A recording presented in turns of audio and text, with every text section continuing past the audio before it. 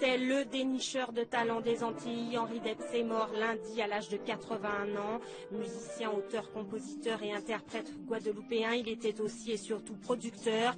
Il a lancé de grands noms de la musique, parmi lesquels Tania Saint-Val, Francky Vincent ou encore Zouk Machine.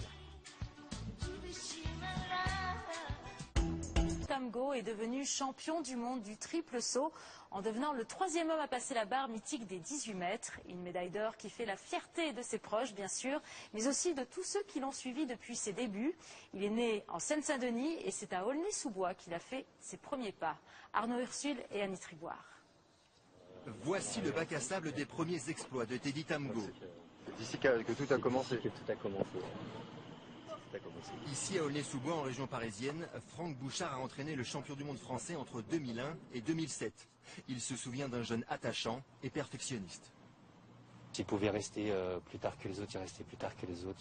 Il adorait ce stade. Et c'était un peu son petit chez lui. Au lieu d'être dans la cité, il était là en train de regarder tout ce qui se passait. Pendant des... 18 mètres 04, un club très ferme.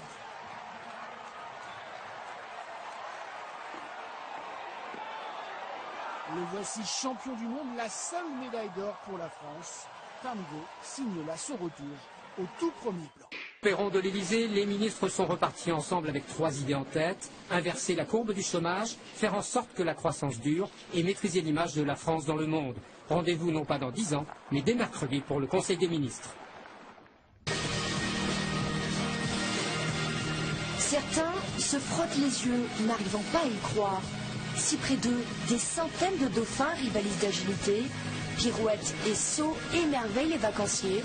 Un rêve devenu enfin possible grâce à l'association Eva Tour, qui organise des séjours adaptés pour des adultes en situation de handicap mental.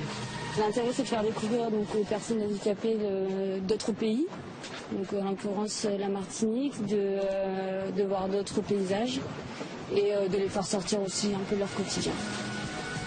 Et pour les sortir de leur quotidien, les animateurs ont choisi l'observation des dauphins au milieu naturel. Et ce jour-là, la chance est au rendez-vous entre le Carbet et Saint-Pierre. En 2 heures de navigation, ils croiseront 200 à 300 cétacés, des dauphins tachetés allant jusqu'à 2,50 m. Si vous regardez, vous allez avoir beaucoup de dauphins tout gris, ce sont les jeunes, puisque seuls les adultes se couvrent de taches. D'ailleurs devant, vous voyez, il y a vraiment des tout jeunes bébés, des tout jeunes dauphins. Pour cette 2e édition martiniquaise, le séjour remporte un vif succès. Martinique, c'est bien, on s'en aime bien, un peu les matins sont sympas, tout ça. Des animateurs sympas qui ont préparé en douce cette petite surprise à ces passionnés de dauphins. Je suis heureux, c'est mon rêve, les voir en vrai, je suis très content. C'est impressionnant, c'est de dire voir plusieurs dauphins en même temps, quand ça saute, ça nage, c'est bien. Eh bien, j'en ai jamais vu d'aussi près, à part la télévision qui nous montre souvent de superbes documentaires, mais ça n'a rien à voir avec ce que je vois aujourd'hui, naturellement. Depuis plus de 20 ans, Eva Tour encadre des séjours adaptés à travers le monde entier. Et continuera encore longtemps de faire briller les yeux de ses adhérents. À l'ombre des palmiers, le visiteur attardé peut découvrir au détour du chemin des spécimens rares, comme cette orchidée sur laquelle veille Michel Perron. Une très belle orchidée, un oncidium, qui est endémique de la Guadeloupe et qui est une plante protégée. Depuis bientôt 20 ans, elle a recensé des centaines de fleurs. Dans son jardin de près de 8000 mètres carrés, on peut croiser des espèces méconnues venues d'Asie, car ici, tout pousse. C'est magique. On a un climat et une végétation luxuriante qui est quand même particulière et qui est très attachante et très, très belle. C'est un peu le paradis tropical. Un paradis qui met tous les sens en éveil. Après les yeux, ce sont les narines qui sont chatouillées. Tous ces arbres avec les troncs dénudés sont des bois d'arbres. Les épices stars de la cuisine créole ont donc trouvé leur place. Vanille, poivre, mais aussi la cardamome originaire d'Inde. Les odeurs se mêlent pour raconter leur histoire. La confection d'un jardin, c'est comme créer un livre. Au fur et à mesure, on a besoin d'étoffer, on a besoin de mettre plein de choses dans l'histoire. Et lorsqu'on tourne les pages de ce livre, impossible de ne pas s'arrêter sur le coctus, également appelé savon du pauvre. On l'utilise pour le visage, pour la peau et surtout pour les cheveux. On peut se soigner et avoir de beaux cheveux en mettant la sève de cette plante. Prendre soin de son corps, mais aussi se soigner, les plantes médicinales viennent compléter un tableau en perpétuelle évolution. Touche de couleur, touche de saveur, le visiteur repart comblé. En Guadeloupe, le Comité national des réparations a récemment vu le jour. Sa création fait suite à une demande du CARICOM, la communauté des Caraïbes. Les dirigeants du CARICOM qui se sont réunis le mois dernier se sont accordés sur des mesures de suivi des réparations. Et pour faire le point, ce soir nous recevons Jean-Paul Kiko, le président du MIR, le mouvement international pour les réparations. Bonsoir. Bonsoir. Merci d'être avec nous. Alors tout d'abord, un rappel sur ce qu'est votre mouvement et ses actions, le MIR donc. En fait, le MIR, Mouvement international pour les réparations, est né suite à la fameuse loi Taubira en 2001 qui proclamait le fait que l'esclavage a été reconnu comme étant un crime contre l'humanité, l'un des plus grands crimes d'ailleurs de l'histoire. Et suite à cette loi-là, en fait, on a constaté que tout n'a pas été appliqué, dans la mesure où le volet des réparations n'a pas été pris en considération au niveau de cette loi-là. Et donc le MIR a vraiment pour objectif de permettre que la justice soit faite à ce niveau-là et de rétablir un petit peu l'équilibre économique dont on a droit. Alors, je le disais récemment, donc, il y a eu la création du Comité national des réparations, dont vous êtes à l'initiative.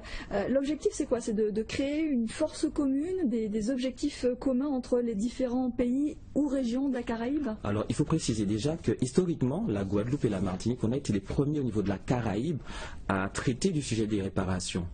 Et donc, par la suite, donc, la Caraïbe s'y est mise aussi. Et justement, le CARICOM a demandé récemment, donc le 7 juillet, donc il y a à peine un mois, ils ont demandé à faire en sorte que toutes les nations puissent créer une sorte de comité national des réparations. Donc c'est une première pour nous, c'est vraiment plus qu'un espoir dans la mesure où il était temps qu'on puisse reconnaître au-delà de la Guadeloupe, vraiment au niveau de la Caraïbe, que les réparations, c'est quelque chose vraiment de fondamental pour permettre de rétablir une certaine justice économique. Et donc effectivement, au niveau, il faut rappeler quand même que la France a toujours été pour les réparations d'une certaine façon. Pourquoi? Parce qu'il faut rappeler que la loi d'indemnisation du 30 avril 1849 a indemnisé, il faut le préciser, tous les colons.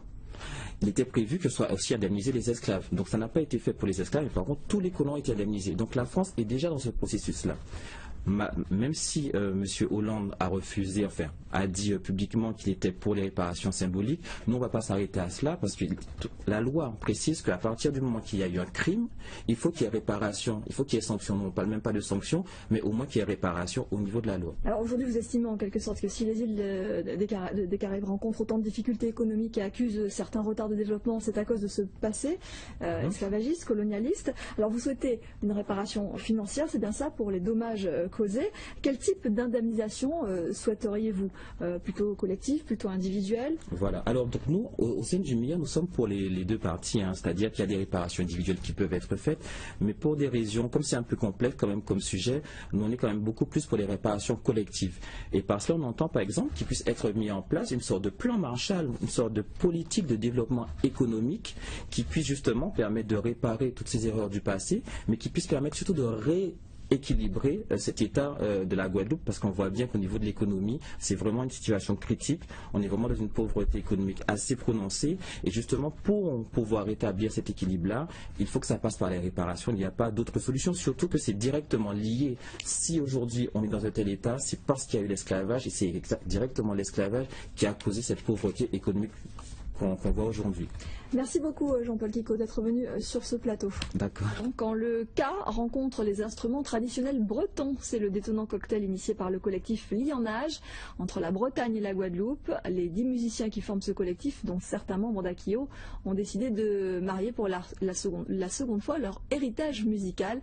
Et ils étaient en concert il y a quelques jours en Bretagne pour présenter leur second album. Marie Radovic, Alban Lucen et Raël Moine. Souvenirs pour immortaliser des retrouvailles, celles de gardiens de la tradition qui de chaque côté de l'océan perpétuent la musique de leurs ancêtres, une musique de racines au son de la bombarde bretonne et du cas guadeloupéen qu'ils ont souhaité marier une seconde fois 15 ans après leur premier album. Il y a une espèce de force qui se dégage globalement de notre musique qui fait que, avec toutes nos différences qui peuvent paraître un peu énormes, eh ben, on arrive à faire quelque chose en commun qui donne un son, avant de dire, de la planète, un son universel.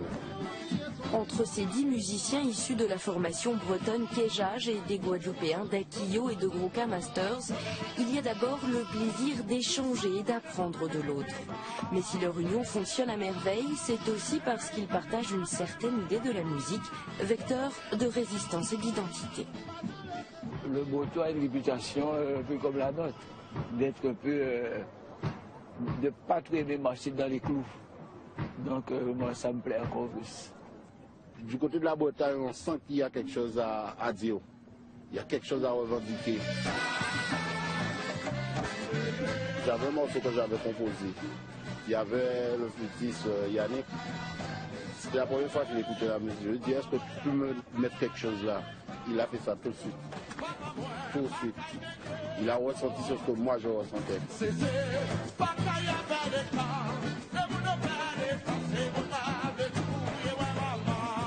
trouvais que le côté un peu folklorique breton, d'arriver à faire des danses bretonnes, et en même temps le mélange antillais, je trouvais qu'on s'est retrouvés sur les deux points. Vous avez déjà entendu ça? Oui, j'ai entendu sur un CD de Carrément Chaud, il y avait un morceau avec Liénage. Et il y a un nouveau CD, ben on va l'acheter.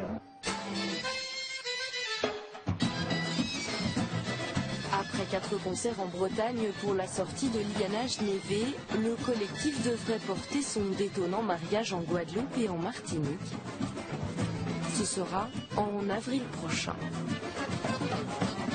Et présentait aujourd'hui la 4e édition de son opération Grand Journée contre El Capé qui aura lieu ce dimanche 25 août sur la plage de Viard, à Petit-Bourg donc. Une invitation à destination de tous les Guadeloupéens dont le but clairement affiché est la recherche de la souveraineté. Le LKP souhaite mettre en commun idées et réflexions afin de mettre en place un vaste mouvement collectif Construit Guadeloupe. Pour ce faire, 3 ateliers seront proposés. Le premier sur la misère et la pauvreté posera les questions des alternatives et des ripostes. Le second atelier autour de la souveraineté alimentaire permettra de réfléchir à un nouveau modèle économique. Enfin, le dernier atelier sur l'échec scolaire sera l'occasion pour le Lianage contre Profitation et ses invités d'évoquer des solutions pour la jeunesse guadeloupéenne. C'est un phénomène de plus en plus courant, le dumping social ou concurrence déloyale. Depuis quelque temps, des ouvriers venus d'Europe travaillent sur des chantiers guadeloupéens, une situation que dénoncent les acteurs socio-économiques de l'île. Ludivine Guillaulet-Oulac et Ingrid Saucé-Ismain ont voulu en savoir plus sur cette réalité. Ils arrivent en voiture ou en car. Portugais, italiens pour la majorité. Tous travaillent chaque jour sur ce chantier d'un centre de santé. On les appelle des travailleurs low cost, en français, bon marché. Des salariés visiblement peu bavards sur leurs conditions de travail et leur rémunération. Okay. Non, parle français. Vous venez d'où? Parlez italien, non? Espagnol.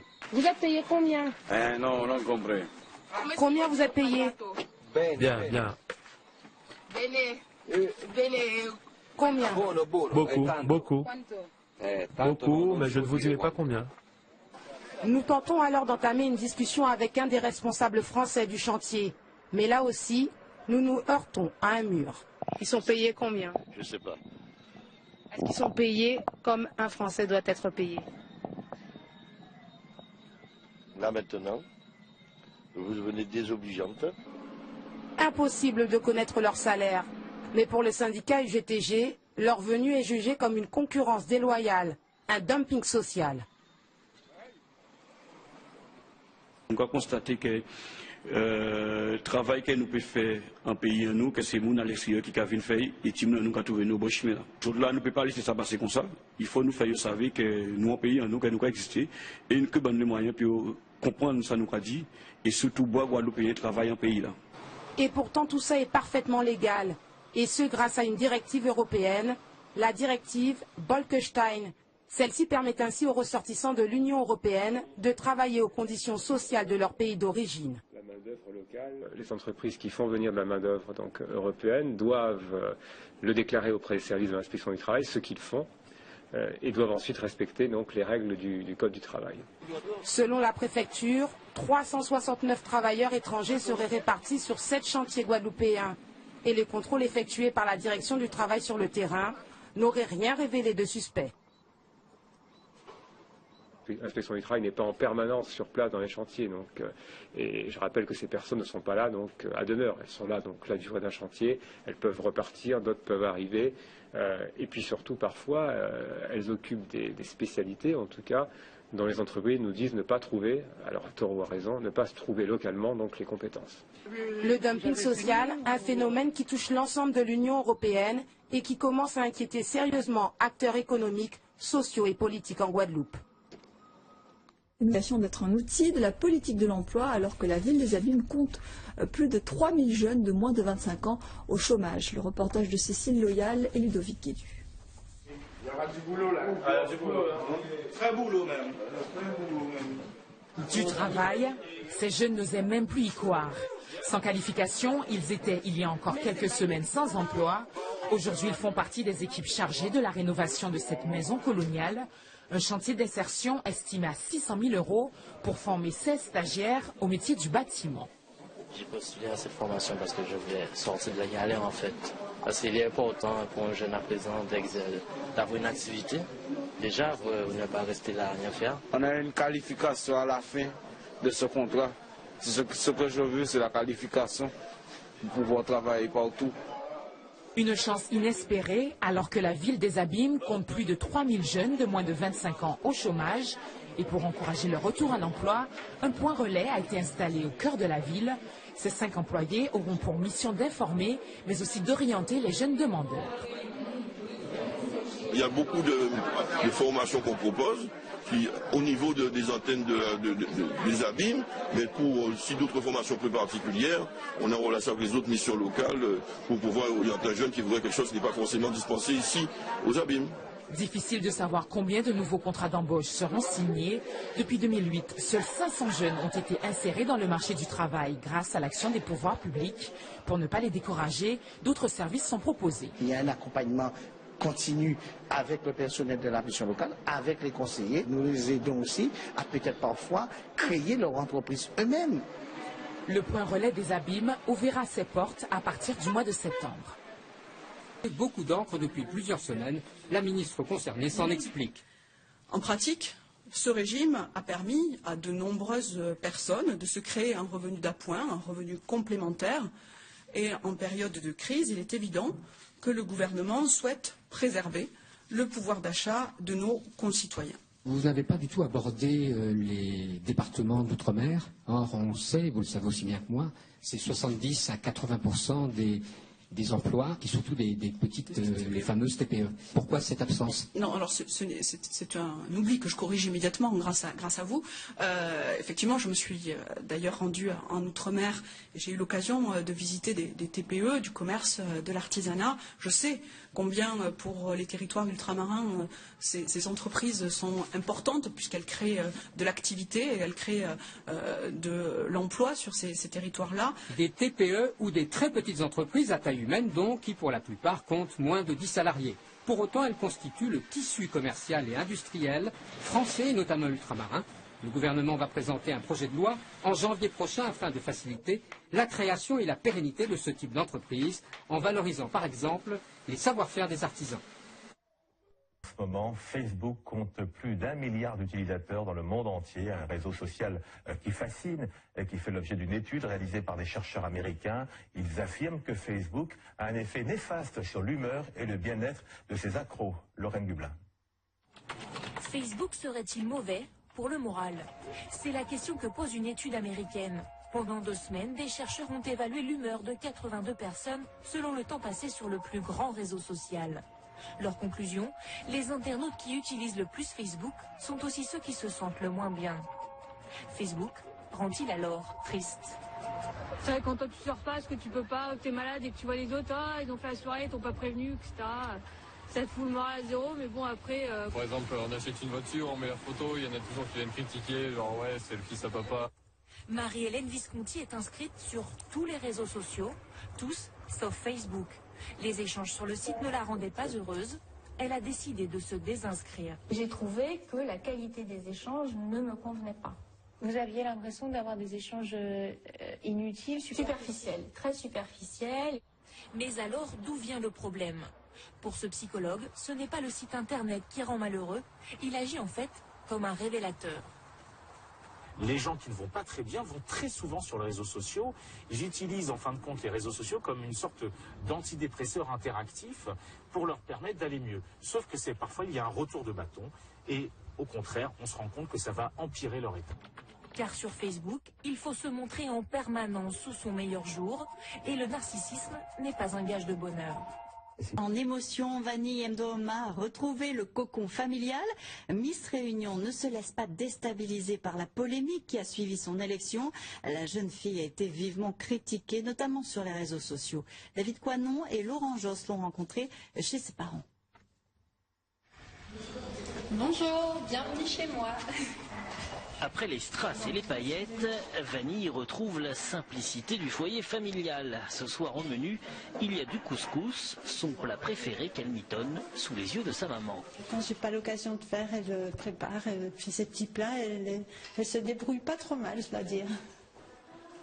Un petit plaisir qui risque de se faire plus rare dans les semaines qui viennent, car la nouvelle Miss Réunion le sait, désormais elle n'appartient plus tout à fait à sa famille, alors aujourd'hui elle en profite à fond.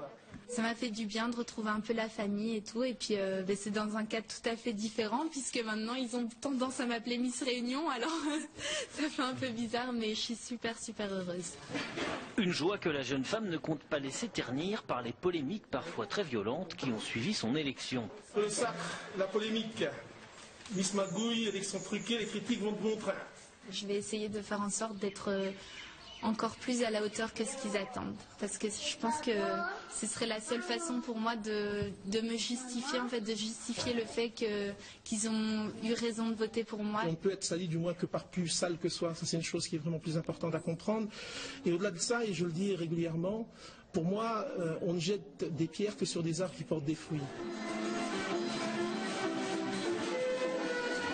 Dès mercredi prochain, Vanille entame ses obligations de Miss avant de partir pour Mayotte et Paris, loin de ses parents, de ses 7 frères et sœurs, et loin des polémiques.